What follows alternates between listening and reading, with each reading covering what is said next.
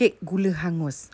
Sedap kek ni. Kenyal-kenyal gitu. Mula-mula kita cairkan gula pasir. Kemudian bila dia dah cair, kita letakkan air panas. Resepi semua saya ada tuliskan. Kemudian kita letakkan lebih kurang dalam 3 hingga 4 sudu margarine atau butter. Dua-dua boleh pakai. Bila dia dah cair, ketepikan. Kemudian kita ambilkan tepung, 2 cawan tepung, bikarbonat soda dan juga baking powder.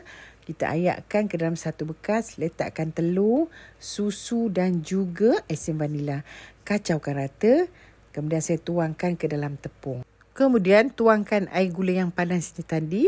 Yang ni kena betul-betul sebati. Bila dah sebati, kita tapiskan ke dalam loyang. Saya gunakan loyang saiz 8. Kemudian kita bakar pada suhu 160 darjah, api bawah saja dulu. Bila dah agak-agak atas dia tu kering dan nak masak, baru kita onkan api atas. Bila dah masak, angkat, sejukkan, potong dan siap.